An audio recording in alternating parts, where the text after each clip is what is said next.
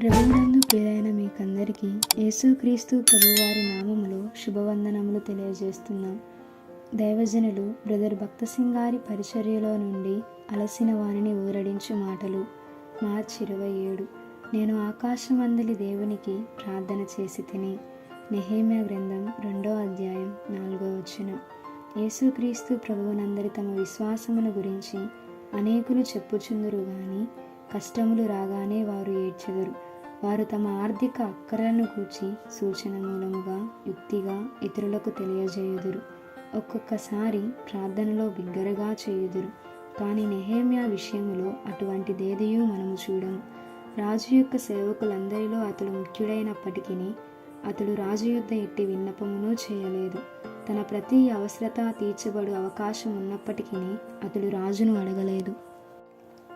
దీనికి బదులుగా భూసంబంధమైన రాజుకు తన మనవిని తెలుపుటకు ముందు అతడు పరలోకపు దేవునికి ప్రార్థన చేసెను. తన మనవిని సరి అయిన పద్ధతిలో అడుగుటకు తనకు జ్ఞానము నిమ్మని దేవుని ప్రార్థించెను. రాజు ముందు తాను పలుకు ప్రతి మాటను గూర్చి అతడు దేవునిపై ఆధారపడెను. దాని ఫలితముగా అతడు రాజు యొద్ద మనవి చేసినప్పుడు రాజు అతడు దైవజనుడనియు అతడు పలికిన మాటలు దేవుని మాటలనియూ గ్రహించెను. నెహెమ్యా సెలవు కొరకు అనుమతిని కోరెను. నెహెమ్యా కూడా ప్రభుత్వ ఉద్యోగులు తమకు సెలవు కావలసినప్పుడు అడిగిన విధమున అడిగెను. నెహెమ్యా గ్రంథము 2వ అధ్యాయం 5వ వచనం. తన ముందున్న పని కొరకు అతనికి చాలా మొత్తము డబ్బు అవసరమై ఉన్నది. ఆర్థిక సహాయము కొరకు అతడు సులభముగా రాజును అడిగి ఉండవచ్చును.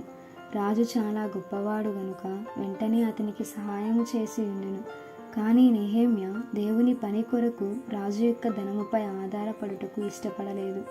రాజు అతడు యెరూషలేమునకు వెళ్ళుటకు అనుమతినిచ్చుటలో సంతోషపడుట మాత్రమే కాకుండా నెహెమ్యా గ్రంథం 2వ అధ్యాయం 6వ వచనం. మార్గములో అతని భద్రత కొరకు తన సైన్యాధిపతులను గుర్రపు రౌతులను పంపించెను.